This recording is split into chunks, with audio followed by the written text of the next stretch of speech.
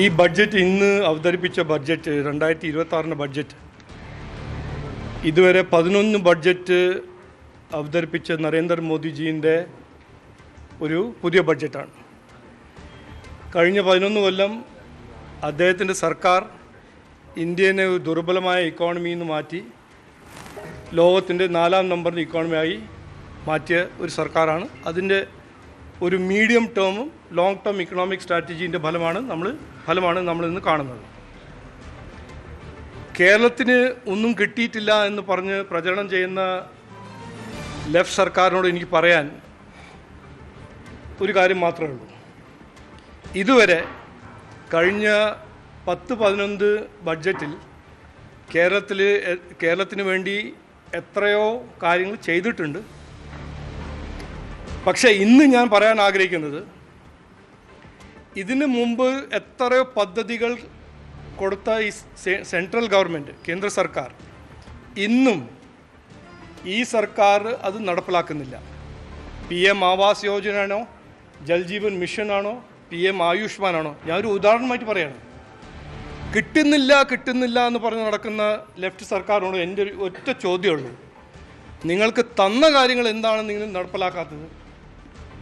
പദ്ധതികൾ എന്തുകൊണ്ട് നിങ്ങൾ ചെയ്യുന്നില്ല? 2017 എയിംസ് വരും. എയിംസിന് വേണ്ടി മധുരയും കേരളത്തിന് പ്രഖ്യാപിച്ചപ്പോൾ അന്ന് മുതൽ ഇന്ന് വരെ ലാൻഡ് ആക്വിസിഷൻ ചെയ്യാത്ത സർക്കാരാണ് ലെഫ്റ്റ് സർക്കാർ. PM ആയുഷ്മാൻ എന്ന പദ്ധതി സെൻട്രൽ ഗവൺമെൻറ് കൊടുത്തപ്പോൾ ഇന്ന് 70 വയസ്സിന് മേലെ ആർക്കും നടപ്പിലാക്കാത്ത സ്ഥിതിയാണ് ലെഫ്റ്റ് സർക്കാർ. PM ആവാസ് യോജന എന്ന പ്രോഗ്രാം ഇന്നത്തെ പ്രസ് കോൺഫറൻസ് ഞാൻ കാണിച്ചു തന്നല്ലോ. അതിന് കാശ്, അതിന് ചെലവ് എല്ലാം അലോട്ട് ചെയ്ത് കഴിഞ്ഞിട്ടും സ്റ്റേറ്റ് ഗവൺമെൻറ് ഒന്നും ചെയ്തില്ല. അതുപോലെ തന്നെ ജൽജീവൻ മിഷൻ ഇന്നും 6000 കോടി 32 ലക്ഷം വീട്ടിൽ ജൽജീവൻ മിഷൻ എത്തിയിട്ടില്ല. അപ്പോൾ കിട്ടുന്നില്ല എന്ന് അല്ല പറയേണ്ടത്. ഇന്ന് ലെഫ്റ്റ് സർക്കാരിൻ്റെ അവരോട് ചോദിക്കേണ്ടത് ഇതാണ്, നിങ്ങൾക്ക് തന്ന പദ്ധതികളും തന്ന പ്രോജക്ട്സും നിങ്ങൾ എന്തുകൊണ്ട് നടപ്പിലാക്കുന്നില്ല? പ്രഖ്യാപിച്ചിട്ട് കാര്യമില്ലല്ലോ. ഇവിടെ പ്രഖ്യാപിച്ച് കഴിഞ്ഞ് 5, 9, 8, 9 കൊല്ലം കഴിഞ്ഞിട്ടും അവർ ഒന്നും ചെയ്യുന്നില്ല.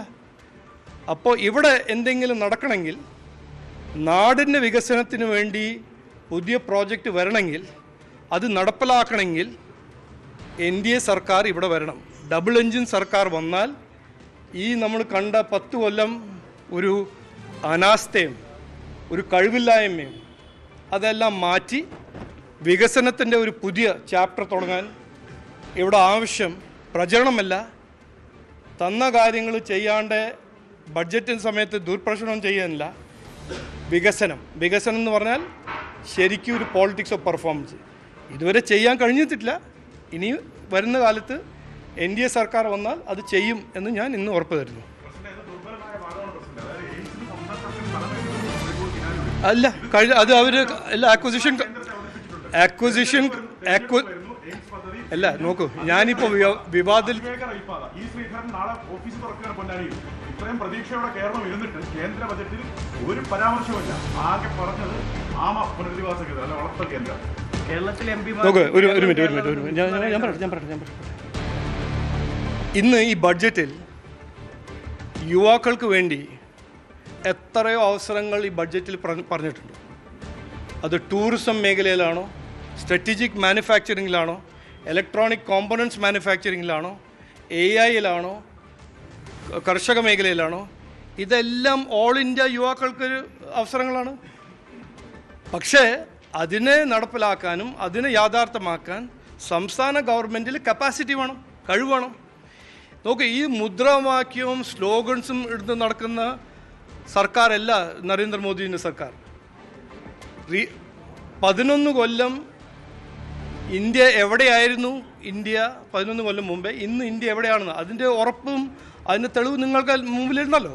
ഇനിയിപ്പോൾ കേരളത്തിൽ എന്തുകൊണ്ട് ഈ വികസനം നടക്കില്ല, അതൊരു ചർച്ച ആക്കണം, ഒരു ചർച്ചാ വിഷയം ആക്കണമെന്ന് ഞാൻ ആഗ്രഹിക്കുന്നതാണ്. ഇങ്ങനെയല്ല, ഇങ്ങനെ ഒരു വിവാദം ഒരു ക്വസ്റ്റ്യൻ ചോദിച്ചിട്ട് ഇത് കിട്ടിയില്ല അത് കിട്ടിയില്ല, ഇതൊരു ചർച്ച ചെയ്യണം.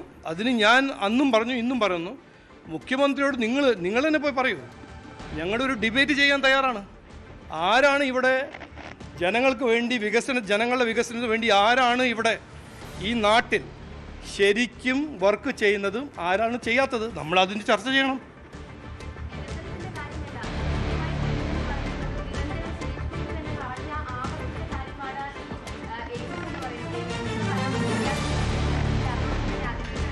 നോക്കൂ, എയിംസിനെ കുറിച്ച് ഞാൻ പറഞ്ഞു, വിവാദത്തിൽ കയറാൻ എനിക്കൊരു ആഗ്രഹമില്ല. നിങ്ങൾ എന്ത് ടെംപ്റ്റേഷൻ ചെന്നാലും എനിക്ക് ഒരു ആഗ്രഹമില്ല.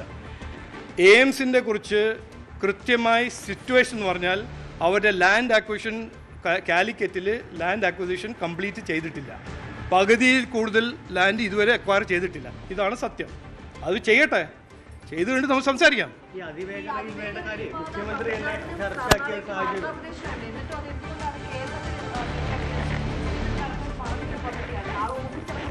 അല്ല ഈ സംസ്ഥാനത്തിൽ അല്ല, എലക്ഷന് മുമ്പ് ഞാൻ കാര്യം പറയട്ടെ, അല്ല ഒരു ചോദ്യം ചോദിച്ചിട്ട് അല്ല, ഓരോരോ ചോദ്യം ഓക്കെ, എന്നെ ബുൾഡോസ് ചെയ്യാനൊന്നും നിങ്ങൾക്ക് കഴിയില്ല. എനിക്ക് ഒരു മിനിറ്റ് സംസാരിക്കും, ഞാൻ സംസാരിക്കട്ടെ. നിങ്ങൾ എജൻഡ സെറ്റ് ചെയ്യേണ്ട, ഞാൻ സംസാരിക്കാം. നിങ്ങൾ ചോദിക്കുക, ഞാൻ ഉത്തരം തരിക. ഇതാണ് സിസ്റ്റം. ഒന്ന് ഇതിൽ ഞാൻ പറഞ്ഞത് നിങ്ങൾ മനസ്സിലായില്ല എന്നാണ്, എൻ്റെ പൊട്ട മലയാളം മനസ്സിലാക്കിയില്ല എന്നാണ് ഞാൻ ഇപ്പോൾ മനസ്സിലാക്കുന്നത്.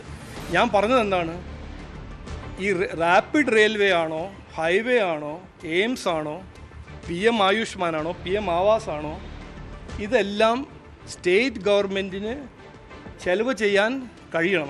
അതിൽ ഇൻവെസ്റ്റ് ചെയ്യാൻ അവർക്ക് കാശുണ്ടാവണം. ഇതുവരെ കൊടുത്ത പദ്ധതികളെല്ലാം അത് വീടുണ്ടാക്കുന്ന പദ്ധതിയാണോ, കുടിവെള്ളത്തിൻ്റെ പദ്ധതിയാണോ, സംസ്ഥാന സർക്കാരിന് അത് ചെയ്യാൻ കഴിയുന്നില്ല. എന്നിട്ടാണ് അവർ റെയിൽവേ ഉണ്ടാക്കാൻ പോകുന്നത്. ഇത് ആരെയാണ് പറ്റിക്കുന്നത്, ആരെയാണ് വിഡ്ഢിയാക്കുന്നത്? ബഹുമാനപ്പെട്ട മുഖ്യമന്ത്രി ഞാൻ ചെയ്യാൻ തയ്യാറാണെന്ന് പറഞ്ഞാൽ പോരാലോ, അതിന് കാശ് വേണ്ടേ, ഇൻവെസ്റ്റ്മെൻറ്റ് റിസോഴ്സസ് വേണ്ടേ? ഇത് ആകാശത്ത് നിന്ന് കൊണ്ടുവരാൻ പോകണോ, AKG സെൻറ്ററിൽ നിന്ന് കൊണ്ടുവരാൻ പോകണോ? ഇതുവരെ വീടുണ്ടാക്കാൻ കാശില്ല, കുടിവെള്ള കോൺട്രാക്ടേഴ്സിന് കൊടുക്കാൻ കാശില്ല, പിന്നെ ആരോഗ്യ മേഖലയിൽ ഹോസ്പിറ്റലും സ്കൂള് 75% സ്കൂള് സേഫാക്കാൻ കാശില്ല. എന്നിട്ടാണ് റെയിൽവേ ഉണ്ടാക്കാൻ പോകുന്നത്.